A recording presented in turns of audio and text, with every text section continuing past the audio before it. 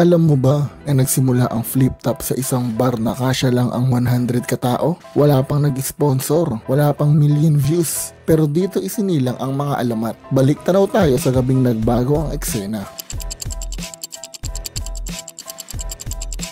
Kamusta mga bro? Ngayong episode, bibisitahin natin ang pinakaunang second sight ng flip top. Ang gabi kung saan nagsimula ang legacy ng ilan sa mga pinakamatitinding MC sa Pinas. Hindi mo to dapat palampasin.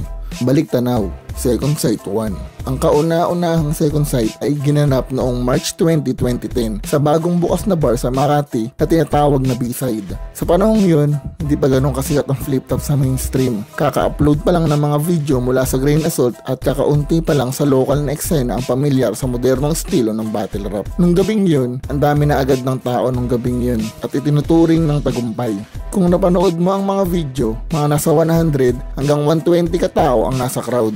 Wala pa ni isa sa mga nandun ang nakakaalam kung gaano kalaki ang magiging impact ng liga. Para sa mga MC, simpleng trip lang yun. Paglabas ng bahay, rap sa entablado, pakitang gilas. Nagsimula ang event sa isang video presentation, isang dokumentaryo tungkol sa kasaysayan ng battle rap. Maaga pa kaya't konti pa lang ang tao sa venue, pero lahat sila ay tutok sa screen. Pagkatapos nun, nagkaroon ng opening remarks at sinundan ng mga performance mula kina Nating Els at Schizophrenia. Mas lalo pang sumigla ang mga tao dahil sa mainit na pasimula. May 7 laban na naganap sa unang second sight, kabilang na ang freestyle battle sa pagitan ni Harlem at Apex. Si Apex na 17 years old pa lang nun, mag-isang pumunta ng B-side at agad na nagpalista para lumaban. Dedikasyon ang tawag dun mga bro. Kahit mag-isa ka lang, lumaban ka agad.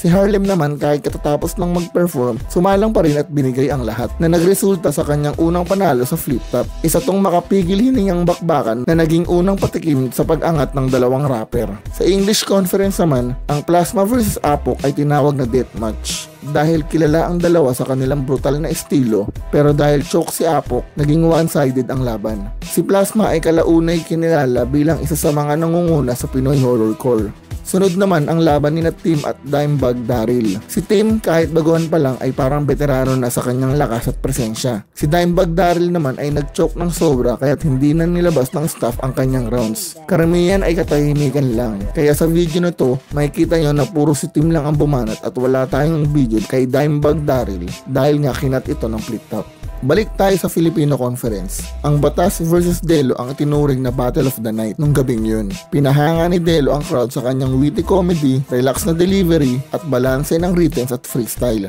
Si Batas naman ay nagdala ng agresibo at hardcore na estilo. Noon, shocking pa ang ganitong style kaya nang ma-upload ng battle, agad siyang tinawag ng marami na villain. Naging controversial ang resulta ng laban, pero pareho silang naging mas kilala pagkatapos nito. Ang laban ni na Target at Luke ay isa ring one-sided match. Hindi naman nag-choke si Luke pero tumama ang mga bara niya. Si Target, sunod-sunod ang mga haymaker. Parang kay Delo rin. Mahusay ang halo niya ng rhythms at freestyle. Sa Camel 2 vs Dicta, dikdikan ang laban mula una hanggang ikatlong round. Si Dicta ay seryoso at hardcore, habang si Camel 2 ay may kakaibang humor na kinatuwaan ng mga tao. Isa ito sa mga unang halimbawa ng epic style clash sa flip top. Si Looney, bagamat kilala na sa underground, dito sa laban niya kay Gap nagsimula ang pagiging superstar niya. Si Gap ay may pangalan na rin sa grupo niyang People's Future, pero hindi siya naganda para sa battle nila. Kaya naman, bugbog siya sa 3 round. Body bag. Pinakita ni Looney ang multisyllabic rhyming niya na kalaunan ay naging influential sa battle rap at pati sa musika. Mahalaga ang unang second sight dahil ito ang nagsilbing makabuluhan ng ilan sa mga pinaka-legendary na pangalan sa liga. Kahit may ilan sa kanila na hindi na aktibo, nakaukit na ang kanilang mga pangalan sa kasaysayan ng battle rap. Bumalik ang second sight noong 2014 at mula noon, naging taunang event na ito ng flip top.